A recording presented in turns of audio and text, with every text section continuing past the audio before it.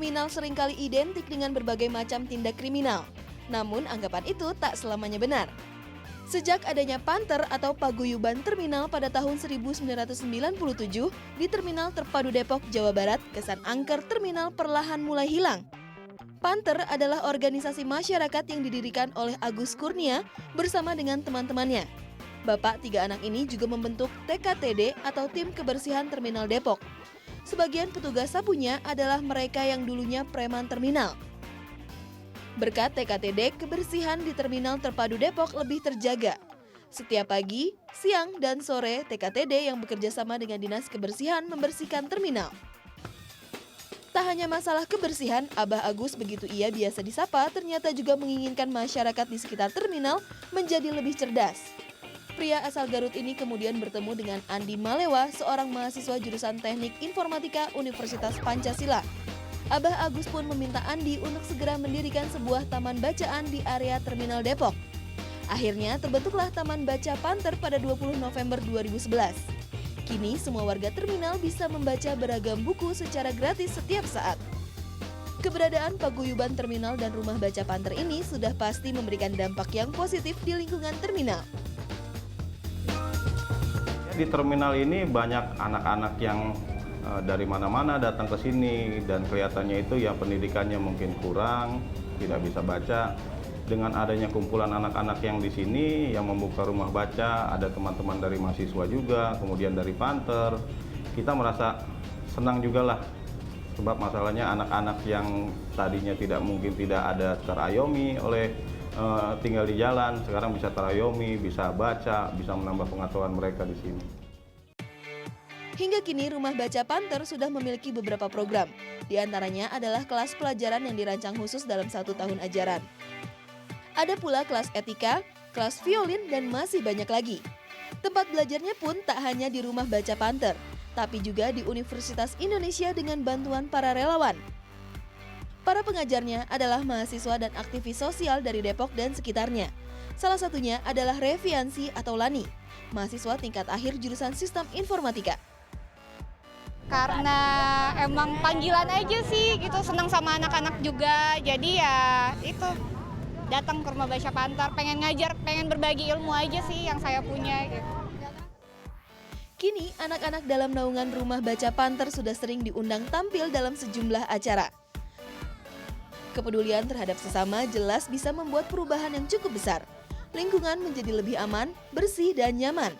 Anak-anak jalanan jadi mempunyai tempat bernaung dan tempat belajar. Bukti nyata dari kepedulian paguyuban terminal dan Rumah Baca Panter.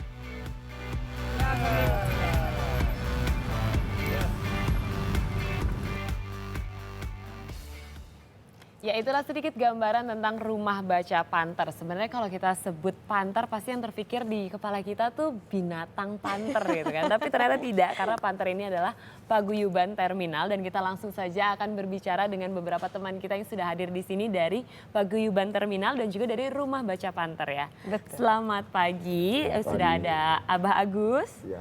Ada juga Mas Andi Malewa yang membuat Rumah Baca Panter ya. Sebenarnya kita akan langsung bertanya kepada Abah Agus dulu, sebenarnya tuh apa yang melatar belakangi untuk berdirinya paguyuban terminal ini nih, Bah? Oh iya, terima kasih. Awalnya gini, kita hanya ingin, karena kaitan dengan terminal itu kan premanisme ya, kumpulnya atau gudangnya, gudang para preman gitu kira-kira. Nah, kita melihat dan kita ingat kalau datang ke terminal lain rasa was-was dan takut selalu ada. Karena di situ tentunya banyak pengganggu-pengganggu gitu lah. Sehingga punya cita-cita gimana kalau nanti saya ada di terminal ingin merubah sistem terminal. Tidak rawan gitu ya. Terus bisa mengamankan lingkungan terminal. Nah, sehingga di 97 ya saya terdampar di terminal Depok. Kebetulan seperti itu. Terdampar ya, Pak. Iya. Akhirnya melihat kerawanan sebuah terminal menjadi dorongan hati gimana caranya untuk bisa mengamankan. Nah, tentunya mengamankan dengan cara pribadi nggak bisa. Nah, kita mengadakan pendekatan-pendekatan dengan yang dikatakan preman itu tadi. Kenapa sih mereka melakukan gitu ya? Terus setelah kita tahu ternyata mereka adalah keterpaksaan dan keterbiasaan barangkali. Ya kita berusaha untuk mengadakan pendekatan dan sedikit mungkin ada tekanan-tekanan yang keras gitu ya, tentunya kaitan dengan lapangan ya sempat berantem fisik gitu kayak kira. Nah, sehingga dari awal itu jadi diingat dan dilihat orang yang lain sehingga yang lain bisa agak sedikit berubah. Oke, Itu pada kira-kira. saat Abah Agus dan juga Mas Andi ini bekerja sama untuk membuat program rumah baca begitu ya. Apa yang terjadi pada si preman-preman ini ketika aktivitas anak-anak yang begitu menyenangkan hadir di terminal? Ya awalnya keprihatinan kita kaitan dengan pengetahuan ya, di lingkungan terminal yang tadi saya katakan premanisme itu tadi. Ingin rasanya jadi orang pinter lah, kita terasa kita sendiri. Nah dengan kondisi terminal kebetulan datang dan memang saya sudah cita-cita ingin membuat taman baca gitu ya. Datanglah Andi waktu itu tahun 2006 beliau datang ke terminal. Nah seakan-akan melamar mau jadi preman gitu ya kita. Saya bilang, Maksudnya? pengen jadi preman memang cita-citanya. Oke. Disangkanya mungkin saya preman seperti apa yang dibayangkan Andi gitu kira-kira. Oke. Nah akhirnya saya jawab kalau jadi preman emang bisa berantem gitu. Oh bisa katanya, siapa yang bisa hari ini bisa ditonjok gitu kira-kira. Nah akhirnya saya jelasin kalau jadi preman tuh tidak seperti itu. Preman tuh harus kuat mental, tahan banting, tahan malu gitu ya. Nah itu preman gitu. Nah akhirnya sebagian saya jelasin bahwa kondisi kita di sini itu sebetulnya beginilah gitu. Kaitan dengan premanisme kalau bisa jadilah preman yang santun, jadilah preman yang memang punya arti pada masyarakat banyak. Itu kira-kira. Akhirnya ya jadilah. Jadilah Mas Andi yang sekarang ini. Luar biasa. Off the record ya. Ternyata kita pikir tadi dia hanya merupakan salah satu ini ya pendiri dan juga pengajar rumah baca. Katanya dia mantan preman juga tapi dia preman yang kece. Oke Mas Andi, rumah baca, kegiatan di rumah baca Anda nih, Panther itu apa saja? Apa saja Mas? Tadinya sih waktu saya selesai kuliah gitu ya. Saya sudah emang itikat, udah itikat lama sama Abah. Suatu hari saya akan buka rumah baca nih di sini. Dulu Abah tuh dendam, jadi pemerintah udah punya perpustakaan keliling.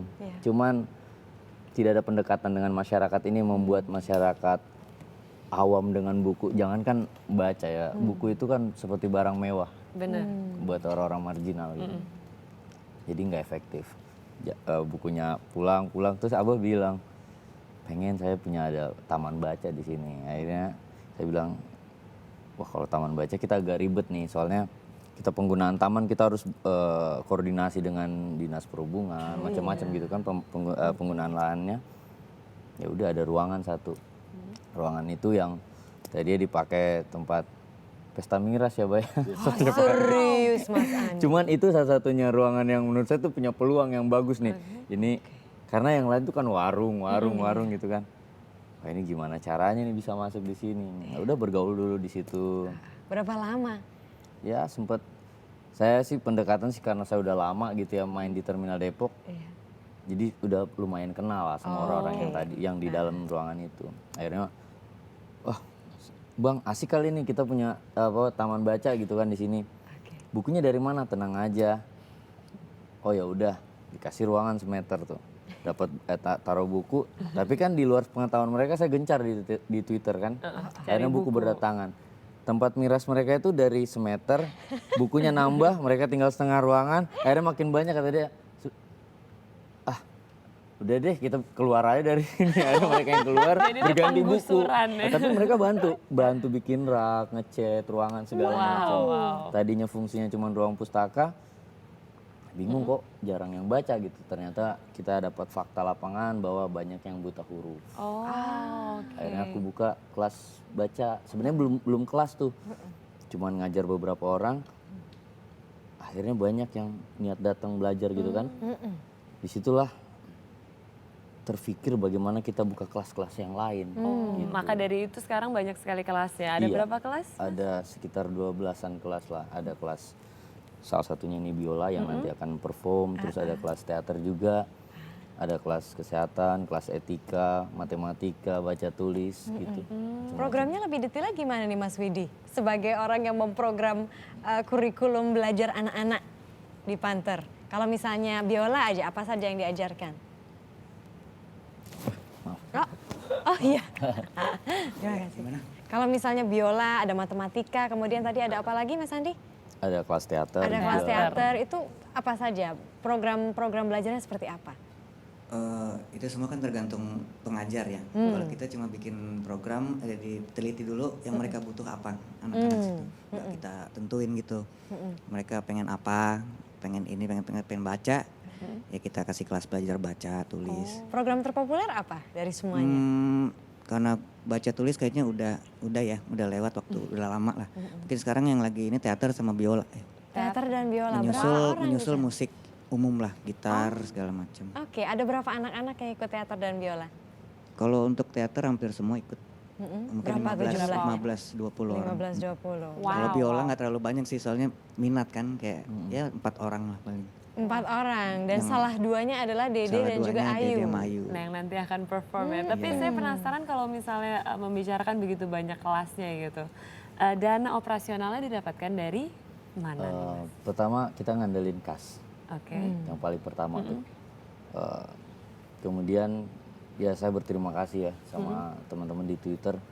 Mereka tanpa diminta itu kadang-kadang ya jadi donatur. Tapi cuman donatur kita tuh ya karena teman-teman dekat saling percaya gitu ya. Udah kami bantulah seadanya gitu. Setiap ada kegiatan kita berusaha untuk mandiri gitu. Dan kebetulan teman-teman juga tuh banyak yang simpati dengan gerakan kami. Jadi dengan sendirinya mereka berdatangan untuk bantu kegiatan kami. Seperti juga dengan mengajar gitu, itu bisa dilakukan oleh semua relawan ya? Tidak semua yang mendaftar menjadi pengajar kami terima. Oh, kenapa? Karena gini, syarat memang sih tempat kita itu kecil gitu, cuman syaratnya rada-rada rumit Mbak. Jadi pertama mereka harus lolos dulu tahap, mereka harus kirim CV. Kadang-kadang juga nanya, kok pakai CV segala sih? Jelas dong kita harus tahu background dia kan. Iya. Kemudian setelah diterima ada proses interview. Ribet banget ya Bang ya. Iya, di sini Seperti ribet gitu perusahaan kan. besar gitu. Karena saya juga masuk terminal tuh nggak mudah gitu kan. Akhirnya mereka datang, oke ini kita terima. Mereka tuh harus datang ya harus bermain lah sebulan lebih gitu. Itu sebelum mengajar. Kenapa? Mereka itu harus membangun chemistry. Mereka tidak boleh datang sebagai malaikat gitu. Saya adalah orang yang punya ilmu ini begini-begini saya mau ngajarin kamu. Nggak begitu. Nggak seperti itu masuk ke dalam dunia terminal. Artinya mereka datang, mereka masuk, mereka menjadi sahabat dulu. Mereka menjadi kawan. Ketika saat chemistry itu udah dapat, mereka boleh nanya kan, sebenarnya kalian tuh mau belajar apa sih? Karena ilmu yang baik menurut saya, ilmu yang mereka butuhkan, bukan kita yang memaksakan untuk mereka tahu hal itu. Gitu, menurut saya seperti itu. Setuju sih. Setuju sih saya. Oke. Dan kalau misalnya kita mau jadi relawan atau kita mau menyumbangkan, bisa kemana Mas? Mungkin bisa di-share. Kita sih salah satu komunitas social movement yang besar di Twitter. Di @Rumah Baca Panther. @Rumah Baca Panther. Iya, betul. Gitu. Dan kalau Facebook Baru aja beli domain lagi rumahbacapanther.com dan insya Allah rencananya itu dibuat menjadi English versionnya rumahbacapanther.org. Oh, kenapa dibuat English versionnya? Biar dunia tahu bahwa kami punya gerakan ini dan saat ini kami sedang berjuang menghadapi rencana revitalisasi terminal dan kami ingin Rumah Baca Panther itu tetap ada. Memang ada rencana untuk dihilangkan? Ya, bukan dihilangkan apa ya, Mbak ya? Revitalisasi, Mbak ya? Iya, dalam rangka optimalisasi terminal itu. Jadi bagaimana? Tapi nanti pindah atau bagaimana, Abah Agus? Ya mungkin itu dibongkar, dipindahkan ke samping yang bentuk bangunannya gitu ya. Jadi di tengah itu dikosongkan, itu rencana pemerintah. Kalau nggak salah seperti itu. Oke, berarti tidak hilang ya? masih Tetap tetap ada. ada.